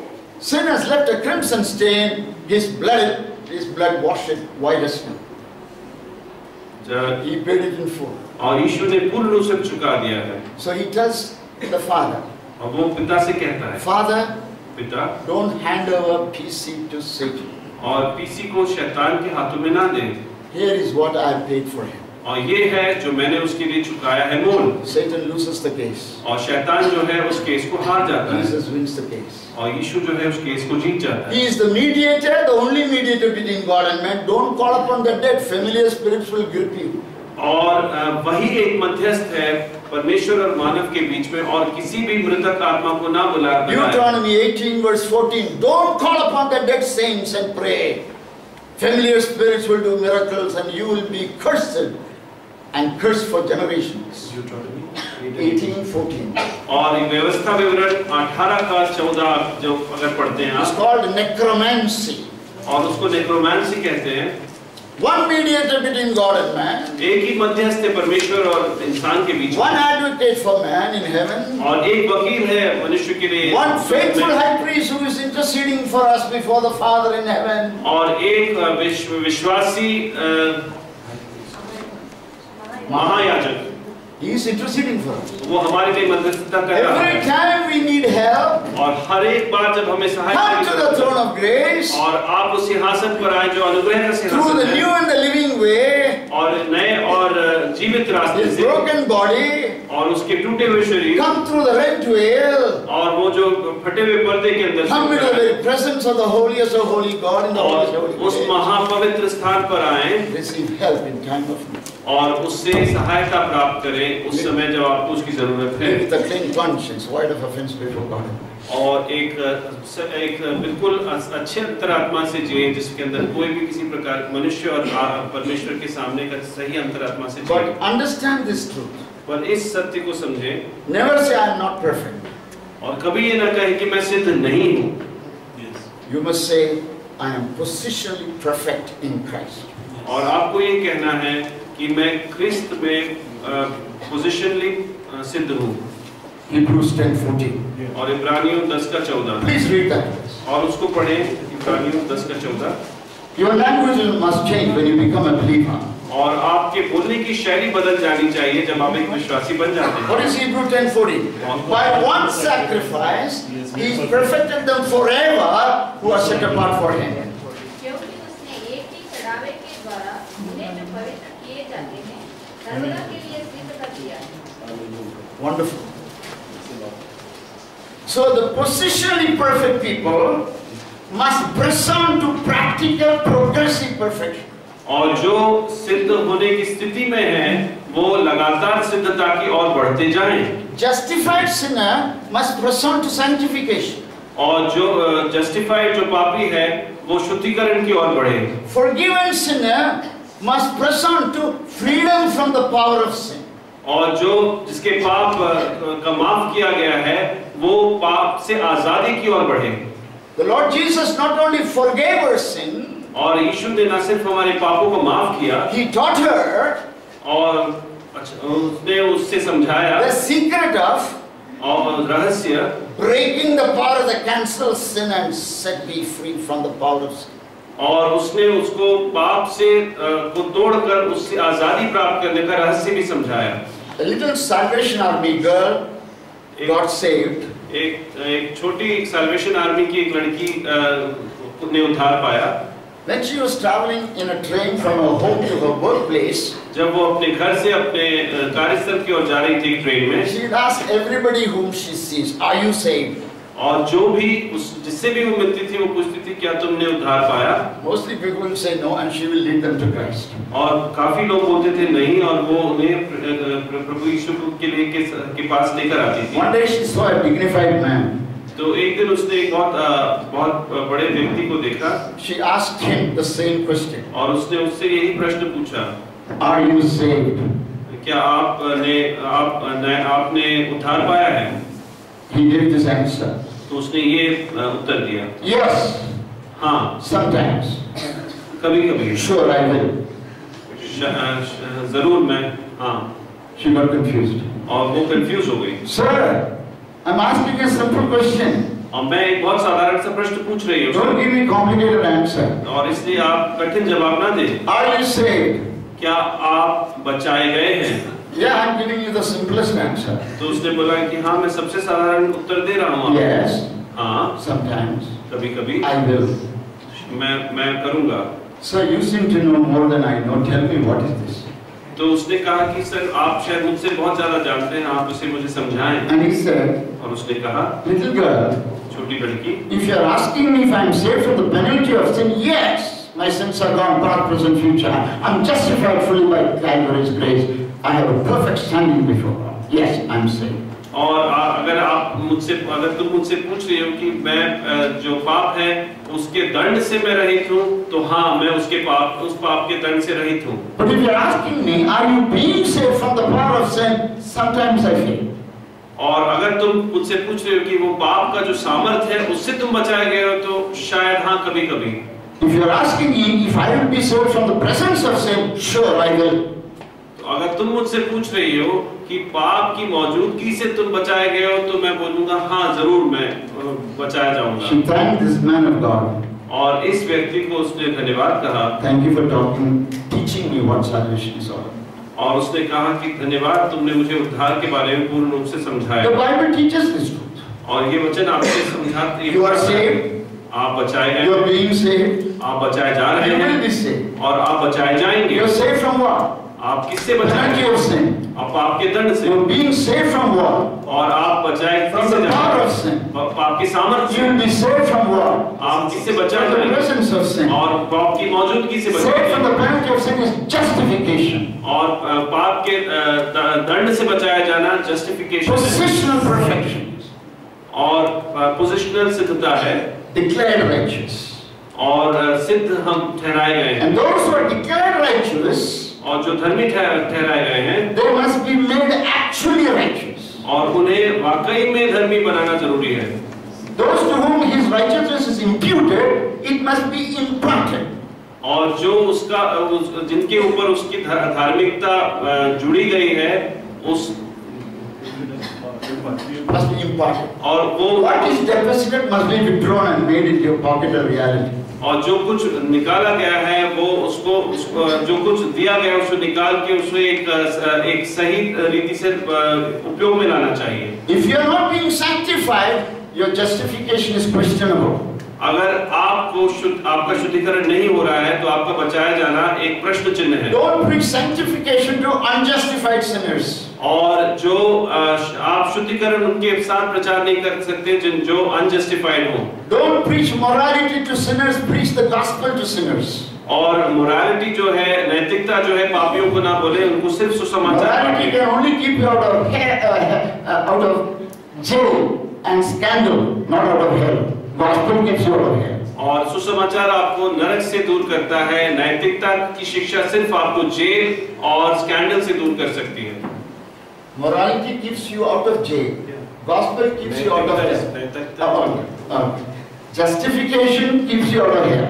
और जस्टिफिकेशन आपको नरक से दूर रखता है। Morality won't take you to heaven. Gospel takes you to heaven. और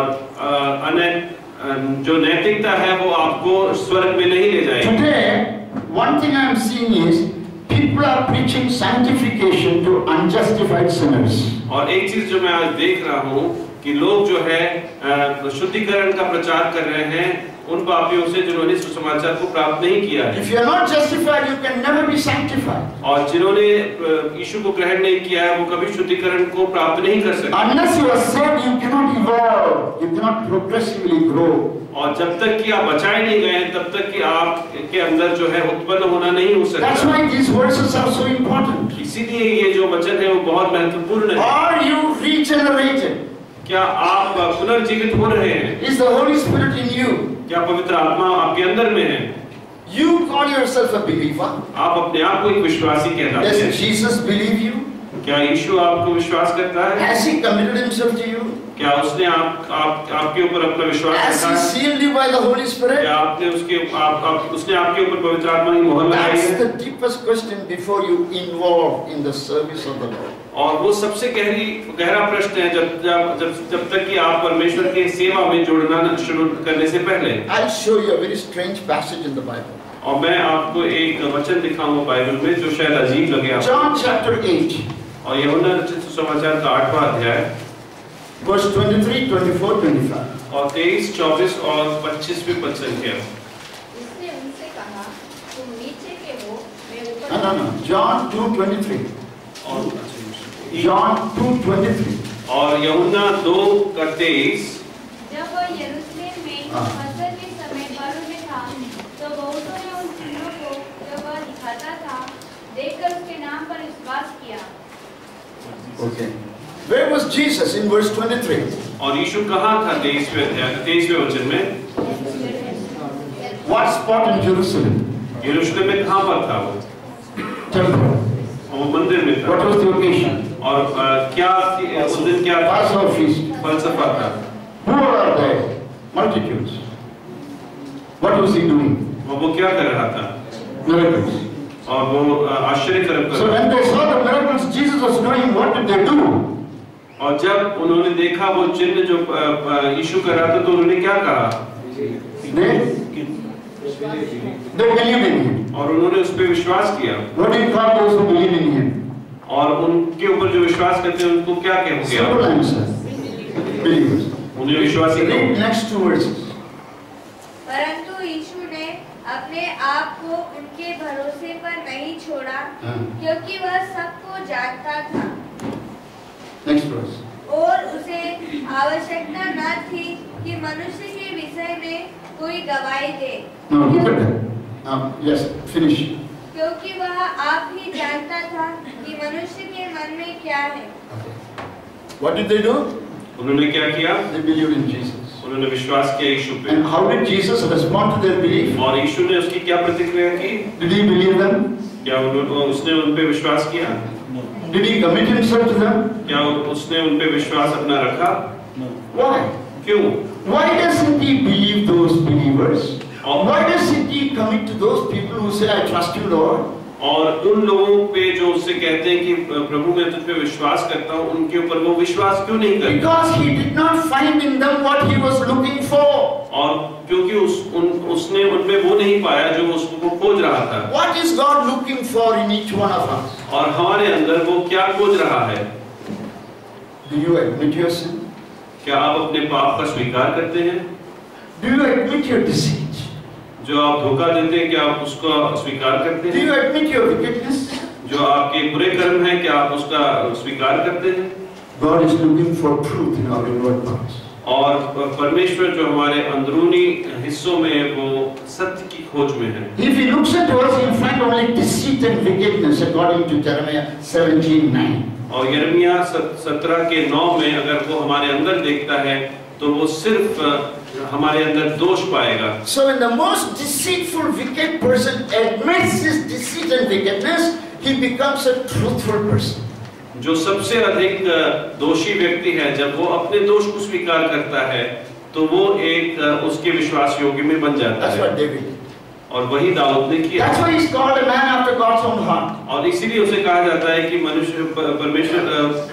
परमेश्वर के हृदय के पीछे रहने वाला व्यक्ति। Don't pass your blame on anybody else. और अपने दोष को किसी और के ऊपर ना थोपे। Let the buck stop with you. और जो आपका दोष है वो अपने ऊपर ही ले। Don't act like Eve and Adam. और हव्वा और आदम की तरह ना एक्ट करे। Adam, why did you eat the fruit? और आदम तूने फल क्यों खाया? The wife you gave me. जो पत्नी तूने दी। That's true. क्या Why did you है? eat? तूने क्यों खाया? The serpent you made. जो सर्प तूने बनाया। So finally, who was to be blamed for what Adam and Eve did? God. तो किसके ऊपर दोष आया? परमेश्वर के ऊपर। Stop this nonsense. और इसको यहीं पे खत्म करें। Don't say it is my grandfather dancing on my back made me to do this. I did it. और ये कहना बंद करें कि मेरे दादा जो मेरे पीठ के ऊपर नाच रहे थे उन्होंने मुझे ये करने को बाध्य किया, मैंने किया। That's what the Samaritan woman did. और यही समरी स्त्री ने किया। Come and see a man who told me everything. I did. और वो उसने जाके लोगों से कहा कि आओ और इस व्यक्ति को देखो, उसने जो कहा जो मैंने किया। When he sees truth in your inward parts, when he sees the love of God in your inward part, he commits himself to you eternity. और जब आपके अंदर वो सत्य, this is the good news. और जब आपके अंदर वो सत्य देखता है और परमेश्वर के प्रेम को देखता है तो वो अनंत काल तक आपका हो जाता है। यही सुसमाचार है। And if he doesn't see what he's looking for, don't you think he's a fool to commit himself to people like you? और अगर वो नहीं पाता है जो वो खोज रहा है तो आप ये ना सोचे वो बेवकूफ है कि वो आपके ऊपर अपना विश्वास I'm रखेगा। not pointing fingers at anybody here when I said you. You means the believers whom Jesus doesn't believe. और मैं किसी के ऊपर आरोप नहीं लगा रहा हूँ, मैं वो बोल रहा हूँ कि जो विश्वासी जिनके ऊपर यीशु विश्वास नहीं करता है। These believing unbelievers are unregenerated believers. और ये जो विश्वास करने वाले अविश्वासी हैं वो अनजेनरेटेड विश्वासी हैं। And they will be, और उनका, shall I say something? क्या मैं कुछ कहूँ? Bible believing Christians but not Bible behaving Christians. और वो बाइबल पे विश्वास करने वाले लेकिन उसके अनुरूप में चलने वाले विश्वासी नहीं हैं। Half Christians when they go crazy they become antichrist. और आधे मसीह जब वो पागल हो जाते हैं तो वो मसीह विरोधी बन जाते हैं। So if you want to celebrate Jesus in you. अगर आप glorious salvation. अगर आप उत्सव मनाना चाहते हैं तो वो महिमामहित उद्धार को मनाएं और यीशु को मनाएं। If you want to progressively grow, make Jesus the goal of your life. अगर आप धीरे-धीरे करके बढ़ना चाहते हैं तो यीशु को अपने जीवन का उद्देश्य बनाएं। Not उद्देश्य, purpose, no, goal. मकसद बनाएं। The goal of a believer is not Christian work. और जो मकसद है एक विश्वासी का वो मसीह सेवा ही नहीं। The goal of a Christian is given in Romans chapter 8 verse 29. और रोमियो के 8:29 में उसका जो मकसद है वो दिया गया है। Why is he sanctifying the justified sinners? और जो पापी हैं वो उनको क्यों शुद्धिकरण कर रहा है? That we will be conformed to the image of Christ. ताकि हम उसकी ही स्वरूपता में पाए जाएं। To know him, to become like him and to make him known is our motto.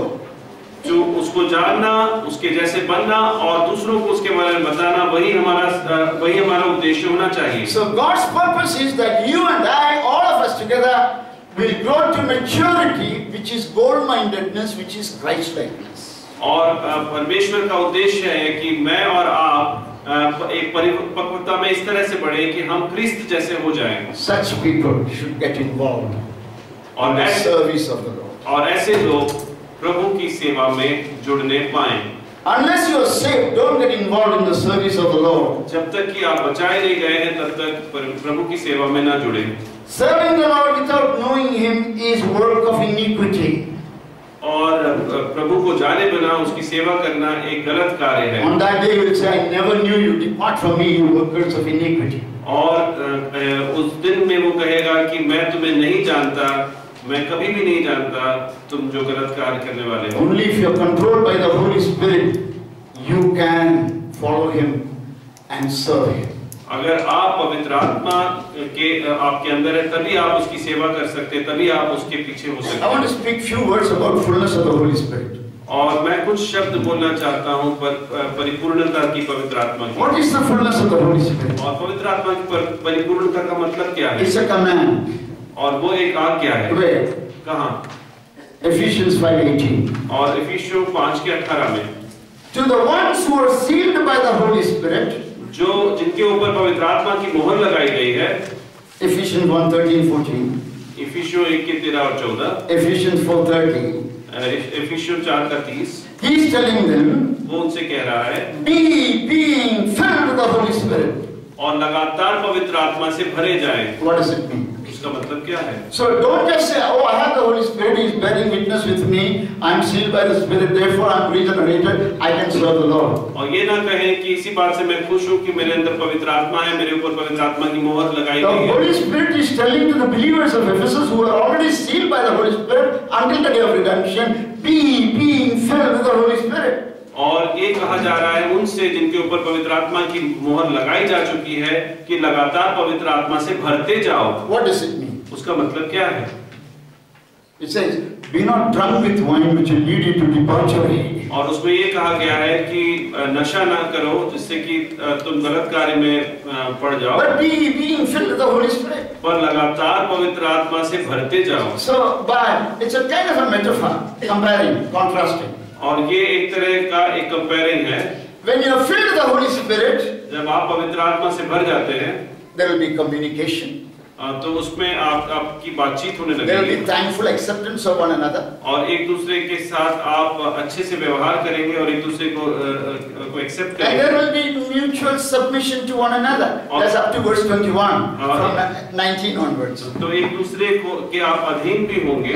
In that, speaking in tongues, prophecy and all are not there. और उसमें अन्य भाषा में बोलना और नबूवत करना ये सब नहीं है। Speaking to one another, और एक दूसरे से बात करना, communication. Communication. Thankful to God for everything. और परमेश्वर के प्रति हम धन्यवाद हैं। And submitting to one another out of reverence for Christ. You read those 4 marks of the person who is filled with the Holy Spirit. और एक दूसरे के अधीन होते हैं क्योंकि हम प्रभु यीशु का आदर करते हैं। So what is the fullness of the Holy Spirit? तो पवित्र आत्मा की परिपूर्णता का मतलब क्या है? Holy Spirit is a person. और पवित्र आत्मा एक व्यक्ति है। Divine person. और एक अलौकिक व्यक्ति है। Third person of the Holy Trinity. और तीसरा व्यक्ति है पवित्र त्रिएकता Person का। is one who has personality. और एक व्यक्ति है वो जिसके पास एक व्यक्तित्व है। Personality is the faculty of intelligence, emotion and will. और व्यक्तित्व जो है इंटेलिजेंस और भावनाओं और एक इच्छा शक्ति का एक मिश्रण है। Does Holy Spirit have thoughts? Does he speak?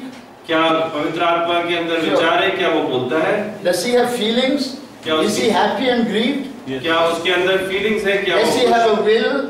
उसके अंदर इच्छा शक्ति है? So he is a person, third person of the Holy Trinity. तो वो एक व्यक्ति है। So he is not liquid or air. वो द्रव्य या वायु नहीं है। He is a person. वो एक व्यक्ति है। So it's not like going to the petrol bunk and saying, "Give me 5 liters of petrol." और वो पेट्रोल पंप में जाकर 5 लीटर पेट्रोल बोलने के बराबर नहीं है। Or telling the man, "Give me so much of air, 35." और The Holy Spirit is not a fluid or air, is a person. और वो एक व्यक्ति है। You can get air and fluid little by little by little. और आपको वायु और द्रव्य जो है धीरे धीरे करके आप प्राप्त कर सकते You हो। can fill your car tank half or full at the petrol bunk or maybe 1 liter. और आप आधा या 1 लीटर या पूरा भर सकते हो So you अपने can't कार tell में। God, give me 1 liter of Holy Spirit.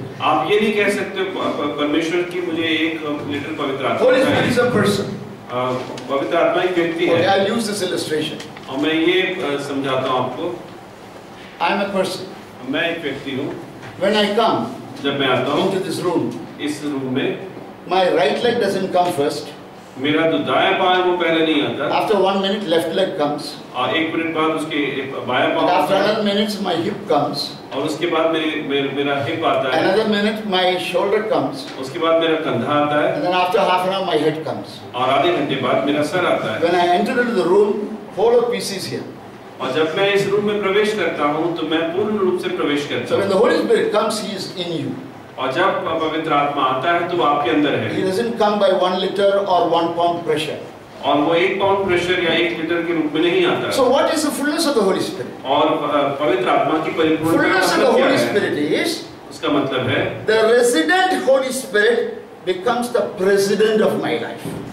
जो मेरे अंदर निवास करता है वो मेरे अंदर का प्रभु बन जाता है। It's not me getting Holy Spirit little by little. और इसका मतलब ये नहीं कि मैं धीरे धीरे करके पवित्र आत्मा को प्राप्त It कर is the रहा हूँ। Holy Spirit getting control of me to the extent I will yield to Him. और इसका मतलब ये है कि पवित्र आत्मा मेरे जीवन के हर एक चुनाव में वो मेरा सबसे बड़ा फैक्टर बन जाता If है। you give Him 50%, अगर आप उसको 50% He देंगे will not force 100%. तो वो 100% के लिए लड़ेगा नहीं आपसे। He will control 50%. वो 50% को कंट्रोल करेगा। And if you have problem with the other 50%, don't blame the Holy Spirit, blame yourself.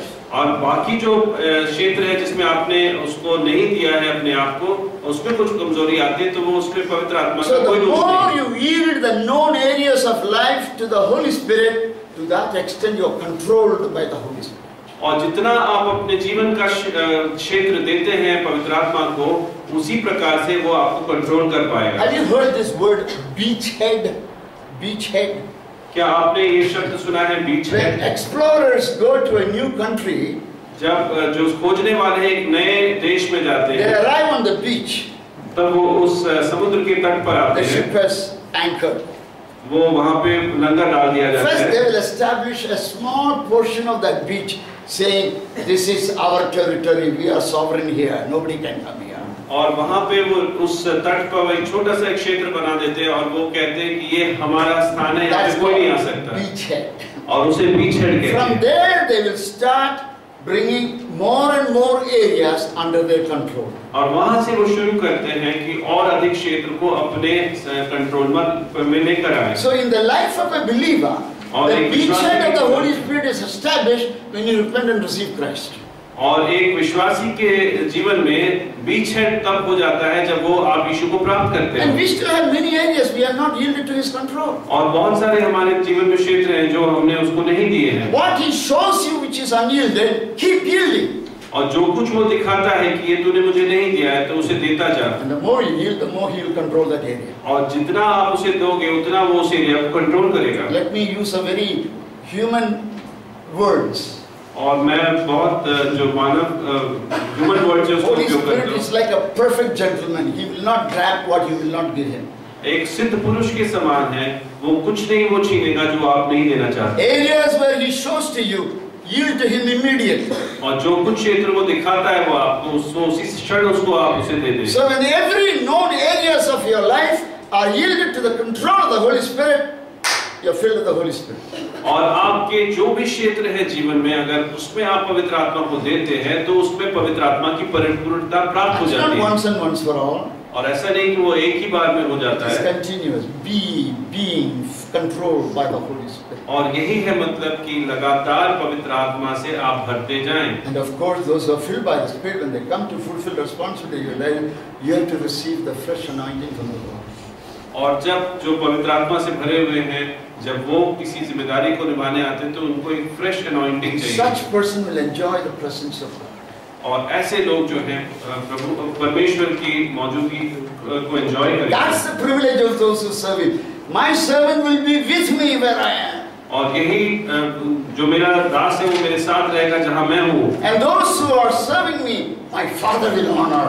और जो मेरी सेवा करेगा मेरा पिता उसका आदर करेगा। He will honor those who honor him.